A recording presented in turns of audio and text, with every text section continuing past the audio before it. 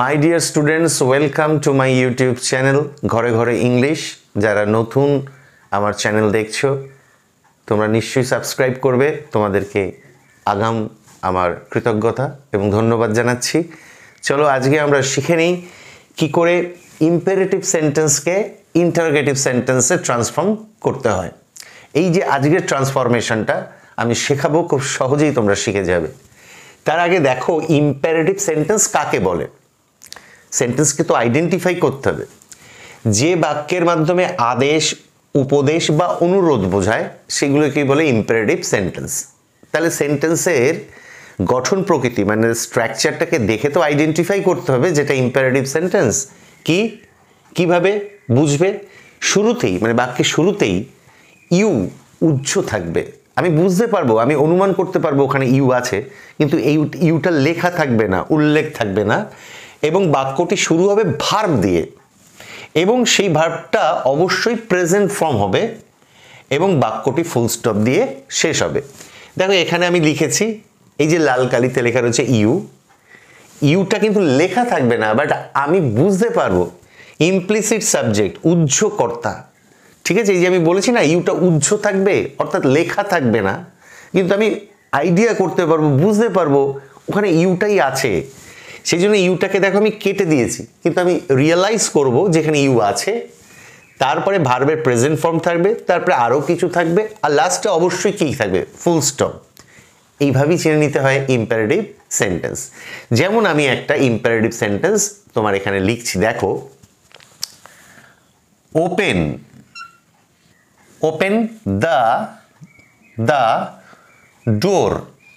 ডোর full stop দিলাম। তার মানে আমি বলছি দরজাটা খোলো। তাহলে দরজাটা খোলো মানে আদেশও হতে পারে, আবার অনুরোধও হতে পারে, ওপেন দ্য ডোর। আর যদি এর সঙ্গে প্লিজ কথাটা যুক্ত থাকে তাহলে আরও ক্লিয়ার হয়ে যাব যেটা ইম্পারেটিভ সেন্টেন্স, মানে অনুরোধ বোঝাচ্ছে, প্লিজ ওপেন দ্য ডোর। কিন্তু দেখো শুরুতেই ভার্বের প্রেজেন্ট ফর্ম রয়েছে আর লাস্টে কি রয়েছে? Full stop. মিলে যাচ্ছে না এই স্ট্রাকচারের সঙ্গে? এবং স্পষ্টই বোঝাচ্ছে, আমি যদি তোমার দিকে তাকিয়ে বা কারোর দিকে তাকিয়ে বলি এই দরজাটা খোল, ওপেন দ্য ডোর, তার মানে কি তুই দরজাটা খোল, বা দরজাটা খোলো মানে কি তুমি দরজাটা খোলো। এই ধরনের বাক্যকে কি বলে? Imperative sentence. তাহলে বোঝার কোনো অসুবিধা থাকলো না যেটা হচ্ছে ইম্পারেটিভ সেন্টেন্স। কিন্তু এটাকে আমি ইন্টারোগেটিভ সেন্টেন্সে কি করে ট্রান্সফর্ম করব, কিভাবে চেঞ্জ করব, সেটাই আজকে তোমাদের শেখাবো।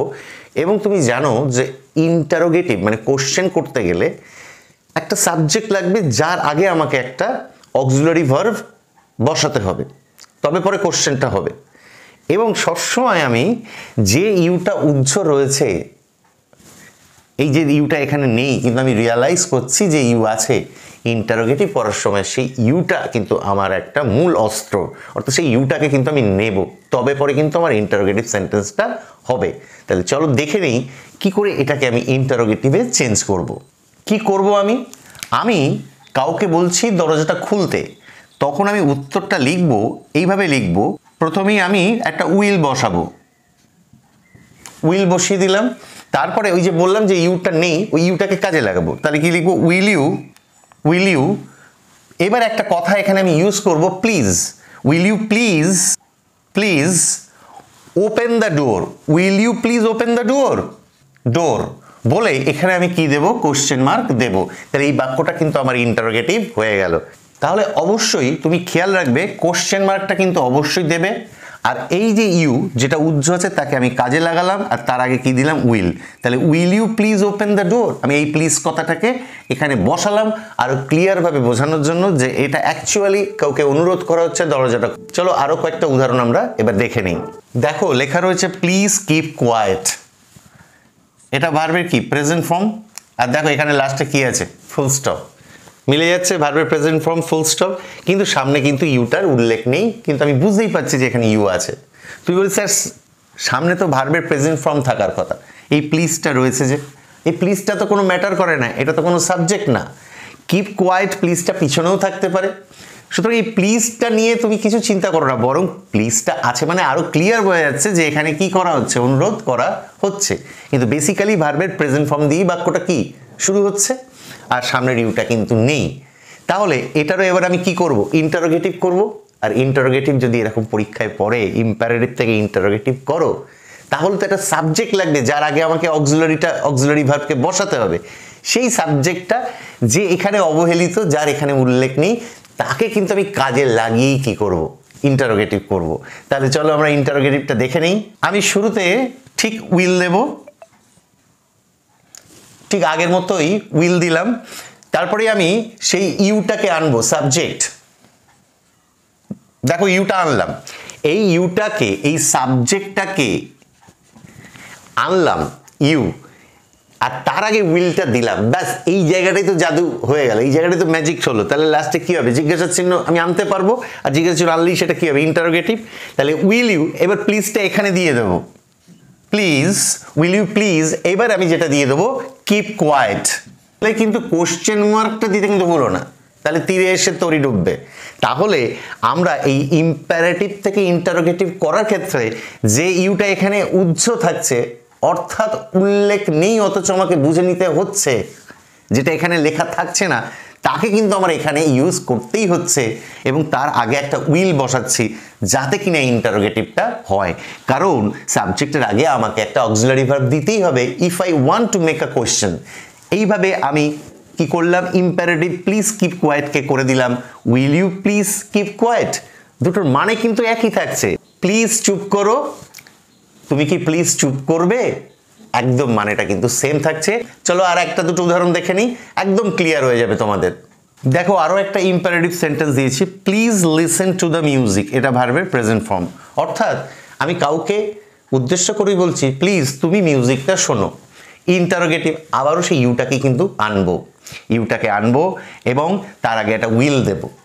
এবং এখানে একটা জিনিস দেখো, লিসেনের পরে টু হয়, এটাও তুমি একটা জানলে, যেটা অ্যাপ্রোপ্রিয়েট প্রিপোজিশনস, যে লিসেন ভার্বের পরে তোমাকে সবসময় কি টু দিতে হবে, আর টুর পরে যেটা শুনতে বলা হচ্ছে সেইটা বসবে। যেমন এখানে মিউজিকটাকে লিসেন করতে বলা হচ্ছে, শুনতে বলা হচ্ছে।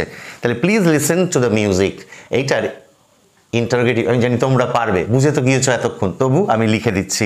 উত্তরটা এমনই হবে, প্রথমে আমি কি দেব, উইল দেব। উইল দেওয়ার পরে সেই অবহেলিত ইউ, তাকে বলবো ভাই তোকে তো আসতেই হবে, সাবজেক্ট হিসেবে তুই না এলে কোশ্চেন কি করে হবে। আমি তাই এখানে ইউটা লিখবো, ইউ লিখে দিলাম। তারপর আমি প্লিজ কথাটা লিখে দেবো, please will you please listen to the music, বাকিটা লিখে দেব। ব্যাস লিখে দিলাম music, listen to the music. আর লাস্টে কোশ্চেন মার্ক দিতে একদমই যেন আমাদের ভুল না হয়। আর একটা উদাহরণ দেখে নিই, একদম জলের মতো ক্লিয়ার হয়ে যাবে। দেখো আরও একটা ইম্পারেটিভ সেন্টেন্স নিয়েছি, give me a glass of water. এখানে কিন্তু প্লিজের উল্লেখটা নেই, আর ইউ তো থাকবেই না, মানে কাউকে বলছি তুমি আমাকে একটু জল দেবে। কাউকে যখন আমি, কারোর কাছে যখন আমি জল চাইছি, তো এটা 100% তাকে আমি রিকোয়েস্টই করছি। তাই এর যখন আমি কোশ্চেন করব, অর্থাৎ ইন্টারোগেটিভ করব, যথারীতি আমি প্লিজ কথাটা আনবই। এবং আমার মনে হয় না আর তোমাদের বোঝাতে লাগবে, আমি ডাইরেক্ট তাহলে লিখে দিচ্ছি। কি লিখবো, will you please give me.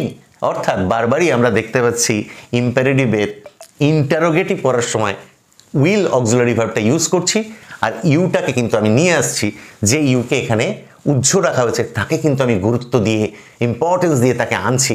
বলছি ভাই ইউ তুই আয় অ্যাজ এ সাবজেক্ট, কারণ নাইলে আমি কোশ্চেন ফর্ম করতে পারবো না। চলো লিখে দেই, লিখে দিলাম will you please give me a glass of water. কিন্তু লাস্টে কিন্তু কোশ্চেন মার্কটা দিতে যেন তোমাদের একদমই কি ভুল না হয়। আজকে এইভাবে ছোট্ট একটি ক্লাসের মাধ্যমে তোমাদেরকে শেখানোর আমি একটা ক্ষুদ্র প্রচেষ্টা করলাম, যে কিভাবে ইম্পারেটিভ সেন্টেন্সকে ইন্টারোগেটিভ সেন্টেন্সে ট্রান্সফর্ম করতে হয়।